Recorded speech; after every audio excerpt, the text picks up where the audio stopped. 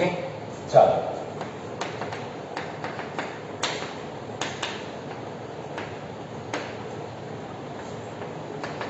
Unit number 9 differential equation. સો ટોપિકનું નામ છે differential equation. Okay, તો હવે ડિફરન્શિયલ ઇક્વેશનમાં આપણે સ્ટાર્ટ કરી દીધું છે અને શું કહેવા માંગે છે કે આપણે બેઝિક ડેફિનેશન ડિફરન્શિયલ ઇક્વેશનની અને એનો કન્સેપ્ટ શું છે એ આપણે ચર્ચા કરી ગયા છે. ઓકે, તો હવે આપણે ચર્ચા કરશું કે ડિફરન્શિયલ ઇક્વેશનમાં આપણે ઓર્ડર એટલે કક્ષાની વાત કરી હતી કે કક્ષા કોને કહેવાય, કક્ષા કોને કહેવાય. તો કક્ષાની આપણે ચર્ચા કરી હતી કે કક્ષાનો મતલબ શું થાય, કક્ષાનો મતલબ શું થાય. તો કક્ષાનો મતલબ એવો છે કે જે વિકલન વાળા પદ છે એને હાઈએસ્ટ વિકલન કરો એ એની કક્ષા થાય છે. લાઈક આ રીતે આપણે કહીએ d2y/dx² પ્લસ dy/dx = 5 હોય તો આનો જે ઓર્ડર મીન્સ કે કક્ષા કેટલી આવશે, આની કક્ષા કેટલી આવશે, 2 કક્ષા આવશે. જે હાઈએસ્ટ વખત વિકલન દર્શાવે છે એ એની શું થાય છે, કક્ષા થાય છે. એટલે આપણને ખ્યાલ આવી ગયો ભાઈ કે હાઈએસ્ટ વખત વિકલન છે એ એની કક્ષા કહેવાય છે. તો હવે આપણે વાત કરવાની છે કક્ષા પછીની પરિમાણ. હવે કયો શબ્દ લેવાનો છે, આપણે પરિમાણ શબ્દ લેવાનો છે. પરિમાણ મીન્સ કે પરિમાણને આપણે શું કહીશું, ડિગ્રી. શું શબ્દ યુઝ કરીશું, પરિમાણ મીન્સ કે ડિગ્રી. તો પરિમાણ કોને કહેવાય, તો આપણે લખીએ કે વિકલ સમીકરણમાં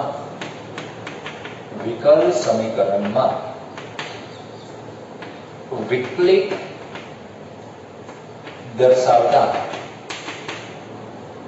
દર્શાવતા પદનું મહત્તમ વિકલિત વાળા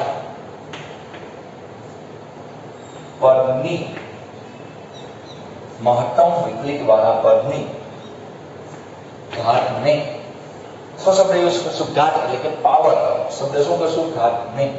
ઘાત મીન્સ કે પાવર.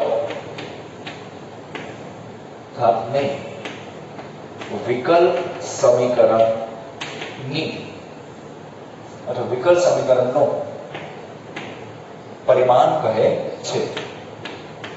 પરિમાણ કહે છે. હવે બહુ સિમ્પલ વસ્તુ છે કે વિકલ સમીકરણ હોય એમાં તમારું વિકલિત દર્શાવતા પદનો મહત્તમ વિકલિત વાળા પદની અથવા પદમાં મહત્તમ વિકલિત વાળા પદની જે ઘાત હોય એને વિકલ સમીકરણનું પરિમાણ મીન્સ કે ડિગ્રી કહેવાય છે. ખાસ ધ્યાન રાખજો, મહત્તમ વિકલન વાળું પદ હોય ને એની જ ઘાત ને પરિમાણ કહેવાય છે. બધી અથવા બીજી કોઈ પણ ઘાત હોય એ લેવાની નથી. લાઈક એક્ઝામ્પલ લઈએ તો વધારે સમજે. લાઈક આ એક્ઝામ્પલ છે કે d2y/dx plus dy/dx whole square = 3 આપેલું છે. ઓકે, તો હવે આ એક સમીકરણ આપેલું છે d2y/dx² plus dy/dx whole square = 3 આપેલું છે. ઓકે, તો આ સમીકરણ કેવું છે, વિકલ સમીકરણ છે. હા, તમે એમ કહેશો કે સર આમાં વિકલન વાળું પદ આવે છે, y નો x ની સાપેક્ષે વિકલન છે. ઓકે, આની બધા વચ્ચે વિધેયાત્મક સંબંધ છે એટલે આ વિકલ સમીકરણ છે. તો વિકલ સમીકરણમાં વિકલિત દર્શાવતા પદ હોય તો વિકલિત દર્શાવતું પદ આ બંને છે. એમાં મહત્તમ વિકલિત દર્શાવતું પદ તો મહત્તમ વખત વિકલિત થયેલું હોય એટલે મહત્તમ કક્ષા વાળું કહી શકાય. તો મહત્તમ કક્ષા કઈ છે આમાં એક વખત વિકલન છે, આમાં 2 વખત વિકલન છે. તો 2 વખત વિકલન છે, આ વસ્તુ શું દર્શાવે છે, 2 વખત વિકલન દર્શાવે. તો એની જે ઘાત હોય, એની જે પાવર હોય એને પરિમાણ કહેવાય છે. તો આ પરિમાણ શું આવશે, 1 આવશે. કારણ કે આ જે મહત્તમ ઘાત વાળું પદ છે એની ઘાત કેટલી છે, કાયમ લખો કેટલી હશે, 1 ઘાત તો હશે જ તે. એટલે એનું પરિમાણ કેટલું આવશે, 1 આવશે. ખાસ ધ્યાન રાખજો, અહીં પરિમાણ 2 છે એ લખવાનું નથી. તમને એવું લાગશે કે સર મેક્સિમમ જે ઘાત હોય એ લેવાની નથી. મેક્સિમમ ઘાત નથી લેવાની. મેક્સિમમ વિકલન દર્શાવતું જે પદ હોય એટલે કે મહત્તમ કક્ષા વાળું પદ, આપણે ગુજરાતીમાં કહીએ તો મહત્તમ કક્ષા વાળું પદ. કક્ષા વાળું પદ મહત્તમ કક્ષા કોને, આને છે. કેટલી કક્ષા છે, 2. એની જે ઘાત હોય એની જ ઘાત, કોઈ બીજી ઘાતને આપણે ધ્યાનમાં લેવાનો નથી. એની જે ઘાત હોય એને શું કહેવામાં આવે છે? પરિમાણ કહેવાય છે. ઓકે, તો હવે હું બે ત્રણ એક્ઝામ્પલ લઉં છું અને આપણે એમાંથી કક્ષા અને પરિમાણ વિશેની ચર્ચા કરવાની છે. પછી આપણું જે એક્સરસાઇઝ નંબર 9.1 છે આપણે સ્ટાર્ટ કરી દઈશું આજથી. ઓકે, ચાલો.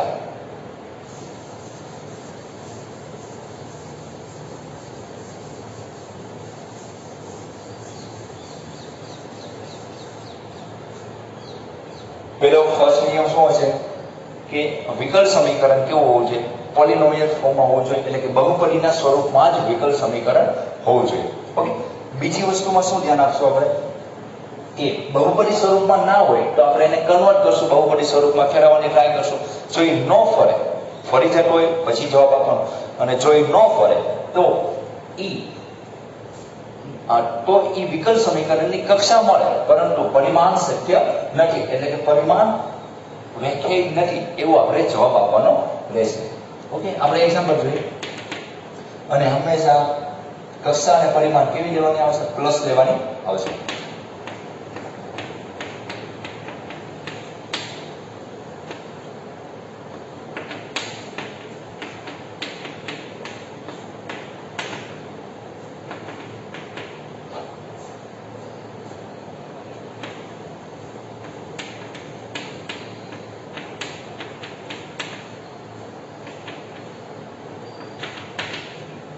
ઓકે, આ એક બે ઇક્વેશન લખેલા છે જે બંને શું છે? વિકલ સમીકરણ દર્શાવે છે.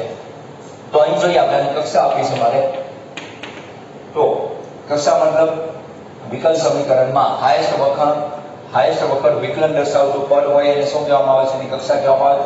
તો આમાં બે વખત વિકલન છે, આમાં કેટલી વખત વિકલન છે? 3 વખત, એટલે એની કક્ષા કેટલી થશે? 3 થશે. મેં તમને પહેલા જ વાત કરી, આ વન લાઇનરમાં પૂછાય, એટલે કે આપણે MCQ આવતો એટલે MCQ માં પૂછાશે. એટલો બધો અઘરો અને આઈએમપી ટોપિક નથી, પરંતુ આ મતલબ સમજવો જોઈએ કક્ષા અને પરિમાણનો, જેના લીધે આગળના એક્ઝામ્પલ છે મને તમને ભણાવવા માટે ઈઝી પડે. ઓકે, તો એની કક્ષા કેટલી છે? 3. કક્ષા પછી શું નક્કી કરવાનું હોય? પરિમાણ, એટલે કે ડિગ્રી, ઓર્ડર એન્ડ ડિગ્રી. તો પરિમાણ કોને કહેવાય? જે મહત્તમ કક્ષા હોય એની જ પાવરને, તો મહત્તમ કક્ષા કઈ હતી? આ, એની પાવર કેટલી છે? 2. તો તમારું પરિમાણ કેટલું આવશે? 2. તમારે હાઈએસ્ટ પરિમાણ લેવાનું નથી. હાઈએસ્ટ વખત જે વિકલન દર્શાવતું હોય, મહત્તમ કક્ષા હોય, અને કક્ષા કહેવાય, એની કક્ષા કેટલી? 3. એની જે પાવર આવે એ પાવરને એનું પરિમાણ કહેવાય છે. પરંતુ એ કન્ડિશન શું હતી? સમીકરણ કયા ફોર્મમાં હોવું જોઈએ? બહુપદીના સ્વરૂપમાં હોવું જોઈએ. તો બહુપદીના સ્વરૂપમાં છે, પણ આ જે ઇક્વેશન છે એમાં જે વિકલિતનું ટર્મ છે એંગલના સ્વરૂપમાં છે, એટલે બહુપદીનું સ્વરૂપ કહેવાય નહીં. આથી આપણે કક્ષા આપણને શું મળશે? કક્ષા કેટલી મળશે? એક વખત વિકલન થાય છે, અને પરિમાણ વ્યાખ્યાયિત નથી. એટલે પરિમાણ અવ્યાખ્યાયિત છે એવો શબ્દ આપણે યુઝ કરી શકીએ છીએ. પરિમાણ વ્યાખ્યાયિત નથી, પરિમાણ વ્યાખ્યાયિત નથી, અથવા પરિમાણ અવ્યાખ્યાયિત છે એવું પણ કહી શકો. કક્ષા કેટલી આવશે? 1. એટલે કક્ષા દર વખતે તમને મળે, પરંતુ પરિમાણમાં તમારે બહુપદીનું સ્વરૂપ હોવું છે, અને તમે એને ફેરવો બહુપદીના સ્વરૂપમાં. જો ફરી જાય તો સિમ્પલ વસ્તુ છે, અને બહુપદીના સ્વરૂપમાં જો ન ફરે તો તમારે એનું પરિમાણ વ્યાખ્યાયિત થતું નથી. ઇનકેસ જો બહુપદી સ્વરૂપમાંથી નીકળી જતો અને ફરી જતો હોય તો આપણે એને શું કહી શકાય છે? કક્ષાને પરિમાણ મળે. પરંતુ અહીં એવું કોઈ બની શકતું નથી. એંગલમાં ખાસ એંગલમાં પછી બીજું શું ધ્યાન આપવાનું? e રેસ્ટોમાં એ બધી જગ્યાએ dy/dx આપેલું હોય તો આપણે પરિમાણ વ્યાખ્યાયિત થશે નહીં. તો હવે આપણે જોઈએ, આ તો મેં બે સિમ્પલ એક્ઝામ્પલ લીધા. હવે આપણે ચોપડીના જે 9 કે 10 જેટલા એક્ઝામ્પલ છે એ એક્ઝામ્પલ આપણે આજના લેક્ચરમાં સોલ્વ કરી નાખીએ, એટલે આપણે 9.1 એક્સરસાઇઝ કમ્પ્લીટ થઈ જાય. કાલથી હું સ્વૈર અચળાંકની ચર્ચા સ્ટાર્ટ કરી દઈશ. ઓકે, ચાલો હવે આપણે આના એક્ઝામ્પલ જોવાના છે. ઓકે, ચાલો હવે આપણે જે 9.1 એક્સરસાઇઝની વાત કરતા હતા ડિફરન્શિયલ ઇક્વેશનમાં, હવે આપણે એના એક્ઝામ્પલ જોઈએ અને એક્ઝામ્પલ શું કહેવા માંગે છે ચર્ચા કરીએ.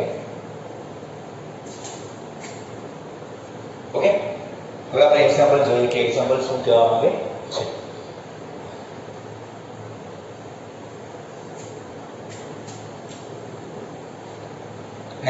માં એક્સરસાઇઝ નંબર આપેલી છે, તમને રકમ આપેલી છે 1 થી 10 ના કક્ષા અને પરિમાણની ચર્ચા કરવાની છે.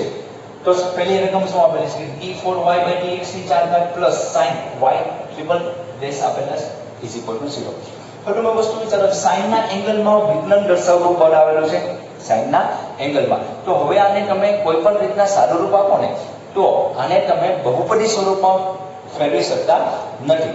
આથી કે આપણે કહી શકીએ કે કક્ષા કેટલી આવશે, કક્ષા કેટલી આવશે એની 1 આવશે. કારણ સોરી કક્ષા એની કેટલી આવશે સોરી કક્ષા એની કેટલી આવશે મેક્સિમમ જે ડેરિવેટિવ ટર્મ હોય તો કેટલું આવશે 4 આવશે. અને પરિમાણ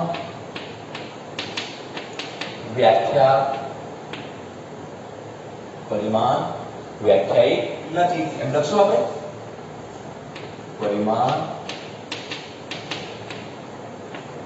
વ્યાખ્યાયિત નથી કારણ કે એના એંગલમાં sin ના એંગલમાં y ટ્રિપલ ડેશ આપેલું છે એટલે કે પરિમાણ વ્યાખ્યાયિત નથી. ઓકે તો એની ઓર્ડર કેટલો થયો 4 ડિગ્રી મળતી નથી. તો બીજી વાત કરીએ તો y ડેશ નો મતલબ શું થવાનો છે, y ડેશ નો મતલબ શું થાય ઓકે સોરી y ડેશ નો મતલબ શું થાય એક વખત વિકલન થાય પ્લસ 5y એટલે પોલિનોમિયલ સ્વરૂપ છે. તો એની કક્ષા એક વખત વિકલન છે એટલે એની કક્ષા કેટલી આવશે 1 આવશે. એનું પરિમાણ કેટલું આવશે જે મહત્તમ કક્ષા હોય એની પાવર તો અહીં y ડેશ ની ઘાત કેટલી છે, ઘાત કેટલી છે 1 જ છે કારણ કે y ડેશ ની મારી કાંઈ લખેલું નથી તો એની ઘાત કેટલી હશે આપણે 1 હશે. સેમ વસ્તુ ત્રીજા નંબરના એક્ઝામ્પલમાં જોઈએ કે ds/dt એક વખત વિકલન છે એની 4 પાવર છે પ્લસ 3 s d2s/dt². અહીં જે s નું t ની સાપેક્ષે વિકલન દર્શાવે છે એ બે વખત વિકલિત છે અને અહીં કેટલી વખત વિકલિત છે એક વખત. તો કક્ષા કોને કહેવાય મહત્તમ વિકલન દર્શાવતું હોય ઈ જે મહત્તમ વિકલન વાળાની કક્ષાને એની કક્ષા કહેવાય છે આખા વિકલ સમીકરણની. અને કક્ષા કેટલી છે 2 તો આખા વિકલ સમીકરણની હાઈએસ્ટ કક્ષા હોય લેવાની હોય છે. કક્ષા મીન્સ કે ઓર્ડર લેવાનો એટલે હાઈએસ્ટ ઓર્ડર કેટલો છે 2 તો આખા વિકલ સમીકરણનો ઓર્ડર કેટલો આવ્યો 2 આવશે. અને જે હાઈએસ્ટ ઓર્ડર તમે લ્યો છો એટલે હાઈએસ્ટ કક્ષા લ્યો છો એની જે પાવર હોય અને કેટલી પાવર છે 1 પાવર છે. કેટલી પાવર છે 1 પાવર છે એટલે કે આનો જે ઘાત હોય એ આપણો શું થાય છે પરિમાણ થાય છે. ઓકે તો હવે અહીંયા વાત કરીએ આપણે તમને ખ્યાલ આવી જશે કે સર હવે આવો આપણી છે અહીંયા d2y/dx² છે અહીં dy/dx છે પરંતુ એ કેવું છે એંગલના સ્વરૂપમાં આપેલું છે. ઇટ મીન્સ આની હાઈએસ્ટ વખત વિકલન એટલે કે કેટલું છે એનો ઓર્ડર કેટલો છે 2 એટલે આખા સમીકરણનો ઓર્ડર કેટલો થશે 2. એની જ ઘાતને પરિમાણ કહેવાય છે. તો તમે ઉદાહરણમાં આનું પરિમાણ કેટલું કહી દેશો 2 કહી દેશો પરંતુ શું ધ્યાન રાખવાનું છે અહીં એંગલ આવેલો છે એંગલના સ્વરૂપમાં હોય એટલે કે બહુપદી સ્વરૂપ નથી.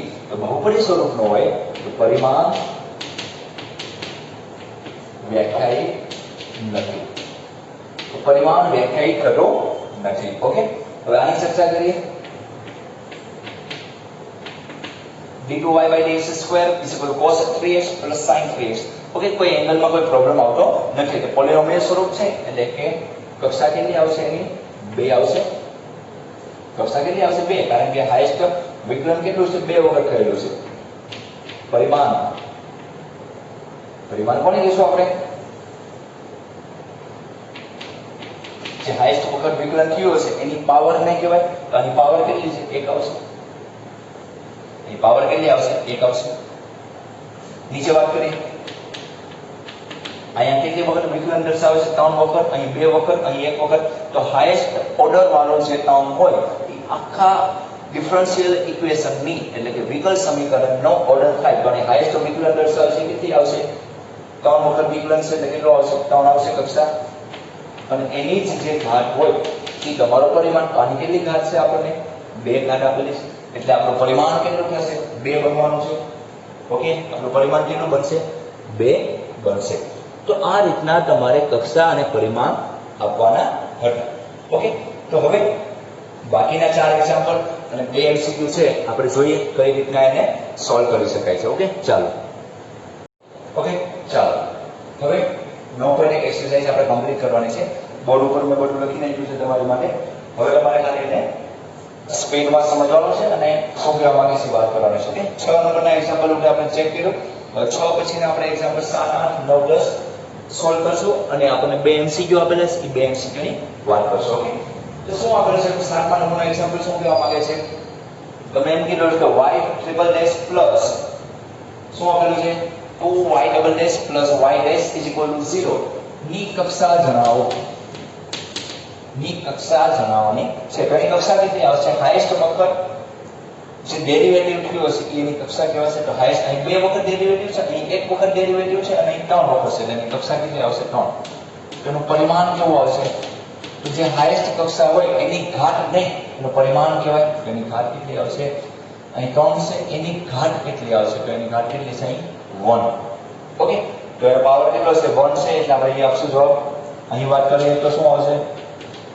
એક વખત વિકલન છે અહીં y અને e પાવર x. તો એક વખત વિકલન છે એટલે એની કક્ષા કેટલી આવી? 1. નો પરિમાણની વાત કરીએ તો જે એક વખત વિકલન છે એની જે પાવર હોય એ તમારો શું થાય છે? પરિમાણ બનવાનું છે. તો પરિમાણ કેટલું આવશે? 1 આવશે. કક્ષા પણ કેટલી આવશે? એની 1 જ આવશે. ઓકે, તો આ રીતના આપણે એક્ઝામ્પલ 7 અને 8 સોલ્વ કરી શકીએ. 9મા નંબરનો શું કહેવા માંગે છે? તો ભાઈ હાઈએસ્ટ વખત વિકલન કેટલી વખત થાય છે? 2 વખત થાય છે. તો પરિમાણમાં હાઈએસ્ટ જોવા જવાનો નથી. જે હાઈએસ્ટ વિકલન હોય એની ઘાત નહીં. તો આની પાવર કેટલી છે? 1. તો એનું પરિમાણ કેટલું થાય છે? પરિમાણ કેટલું થાય છે? 1 થાય છે. એ જ વસ્તુમાં અહીં ધ્યાન આપશું આપણે. 2 વખત વિકલન છે, 1 વખત વિકલન sin y છે. sin y એટલે કે ખાલી y આપેલો છે, dy by dx નથી આપેલો, એટલે કે આપણે પરિમાણ વ્યાખ્યાયિત થશે. આપણે જેમ આપણે લખીએ કે પરિમાણ વ્યાખ્યાયિત નથી, ઘણીવાર બુકમાં એવું પણ લખેલું હોય કે પરિમાણ અવ્યાખ્યાયિત છે. પરિમાણ ઇઝ ઇક્વલ ટુ અવ્યાખ્યાયિત. અવ્યાખ્યાયિત છે એમ બોલો તો પણ ચાલે, અથવા પરિમાણ વ્યાખ્યાયિત નથી. જે પણ તમને યોગ્ય લાગે એ લખી શકાય છે, અથવા ઓપ્શનમાં જે આપેલો હોય તમે જોઈ શકાય છે. ઓકે, તો કક્ષા કેટલી આવશે? 2 વખત વિકલન છે એટલે કે શું આવશે? 2 આવશે. પરિમાણની વાત કરશું તો પરિમાણ કેટલું આવશે? જે હાઈએસ્ટ વખત વિકલન હશે એની ઘાત આવશે, એટલે કેટલી આવશે? 1 આવશે. હવે આ તમારા એક્ઝામ્પલ કમ્પ્લીટ થયા. કેટલા હતા? 7, 8, 9, 10, ટોટલ 10 એક્ઝામ્પલ હતા જે MCQ તરીકે તમારી સ્ટેટ બોર્ડની એક્ઝામ હોય એમાં પૂછાઈ શકે છે. બાકી તમારા જી કે નીટમાં આવી વસ્તુ પૂછાતી નથી. હવે તમને બે MCQ આપેલા છે. 11મા નંબરનો અને 12મા નંબરનો એક્ઝામ્પલ MCQ આપેલો છે. આ જેવું કમ્પ્લીટ થાય એટલે પણ એક્સરસાઇઝ નંબર 9.1 કમ્પ્લીટ થશે. 9.2 પણ ઈઝી છે અને 1 માર્કમાં ક્યારેક 2 માર્કમાં પૂછાઈ શકે. બાકી 9.3 થી તમારું ચેપ્ટર બને એટલું મેક્સિમમ આજે બે જેટલા ઈઝી બન્યા એટલું જ હાર્ડ વસ્તુ તમારે એટલે અઘરી વસ્તુ શીખવાની આવશે 9.3 થી. Variable separable method, variable separable differential ઇક્વેશનની મેથડ, હોમોજીનિયસ ડિફરન્શિયલ ઇક્વેશનની મેથડ, લિનિયર ડિફરન્શિયલ ઇક્વેશનની મેથડ એન્ડ લિનિયર ઉપરના અમુક થિયરી બેઝડ એક્ઝામ્પલ તમારે શીખવાના આવશે. ખાસ ધ્યાન આપજો, માનો એટલું ઈઝી વસ્તુ નથી આ ચેપ્ટર. બેઝિક ચાલુ કર્યું અને મેં એટલે જ ધીમી સ્પીડ રાખેલી છે. આપણે કોઈ ઉતાવળ નથી, આરામથી આપણો કોર્સ પૂરો થઈ જશે. પરંતુ આ બધા ચેપ્ટર શીખવા જો છે આગળ બહુ જ કામ લાગે છે. ડિફરન્શિયલ ઇક્વેશન ખૂબ જ ફિઝિક્સમાં પણ ખૂબ જ ઉપયોગી છે. એ જ વસ્તુ મેથ્સમાં ઘણો ઉપયોગી છે. કાલ સવારે તમારે ફિઝિક્સમાં ડિટેલમાં આગળ જવું હોય તો ફિઝિક્સમાં PhD કરી હોય તો ફિઝિક્સ માટે પણ ડિફરન્શિયલ ઇક્વેશન સારું એવું આવડવું જોઈએ. શું કીધેલું છે? વિસમીકરણ વિકલ સમીકરણ d2y by dx square cube plus dy by dx square in plus sin dy by dx. એંગલમાં dy by dx આવે એટલે એની કક્ષા મળે પરંતુ પરિમાણ મળતું નથી. હવે આપણે માગેલું શું છે જોઈએ. +1 = 0 નું પરિમાણ છે, ખાલી જગ્યા છે. તો પરિમાણ તો આનું વ્યાખ્યાયિત નથી. તો આપણે એમ લખીએ કે પરિમાણ વ્યાખ્યાયિત નથી. તો આ જવાબ નો આ જવાબ નો આ જવાબ એટલે કે પરિમાણ વ્યાખ્યાયિત નથી. ઇટ મીન્સ પરિમાણ કેવું છે? અવ્યાખ્યાયિત છે. એટલે આપણો આન્સર કયો આવશે? ડી ઓપ્શન તમારો થાય. પરિમાણ કેવું છે? અવ્યાખ્યાયિત છે. પછીનો એક્ઝામ્પલ MCQ એવો હતો કે વિકલ સમીકરણ 2x² d2y by dx² - 3 dy by dx plus y = 0 ની કક્ષા તમારે મેળવવાની છે. તો કક્ષા કોને કહેવાય? હાઈએસ્ટ વખત વિકલન દર્શાવતું જે પદ હોય એની જે કક્ષા હોય, હાઈએસ્ટ વિકલન વાળી કક્ષા હોય, હાઈએસ્ટ કક્ષા હોય એને આખા વિકલ સમીકરણની કક્ષા કહે છે. તો અહીં એકવાર વિકલન છે, અહીં કેટલી વાર વિકલન છે? 2 વાર વિકલન છે. તો હાઈએસ્ટ વિકલન કેટલું? તો 2. કક્ષા કેટલી છે? 2. તો આખા સમીકરણની કક્ષા કેટલી આવશે? 2 આવશે. તો જવાબ કયો આવશે તમારો? એ ઓપ્શન આન્સર બનશે. ઓકે, તો આ રીતના બે MCQ તમને આપેલા હતા, એ તમારે સોલ્વ કરવાના, આરામથી આવડી જવા છે.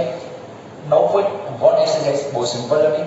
આપણે કાલ 1-2 હજી એક્ઝામ્પલ આપણે કક્ષા અને પરિમાણમાં જોશું અને પછી આપણો જે નવો ટોપિક છે સ્વય રચનાંક વાળા કે કોન્સ્ટન્ટ કઈ રીતના અને કેટલી વખત કોન્સ્ટન્ટ મૂકવા, બે ટાઈપના સમીકરણનો જનરલ સોલ્યુશન હોય અને એ પર્ટિક્યુલર જેને કહેવાય પર્ટિક્યુલર સોલ્યુશન હોય, પણ એ બેમાં તફાવત શું છે, કઈ રીતે એને સોલ્વ કરાય, એ બધી વસ્તુની આપણે કાલ થિયરી બેઝ તૈયારી કરશું અને 9.2 એક્સરસાઇઝ 2 દિવસ માટે આપણે ધીમે ધીમે શીખશું. ઓકે, સિમ્પલ એક્સરસાઇઝ છે, આવડી જાય છે. ઓકે, તો હવે આજ માટે એટલું રાખીએ. બીજું તો કઈ કહેતા નહીં. આજે આપણે નાનો લેક્ચર રાખશું કારણ કે આપણે ટોપિક ધીમે ધીમે થોડા અઘરા બનતા જાય છે એટલે આપણે લેક્ચર થોડો એવો નાનો બનાવશું. ઓકે, આજ માટે એટલું રાખીએ. ન સમજાય ના પૂછી લેજો. Thank you.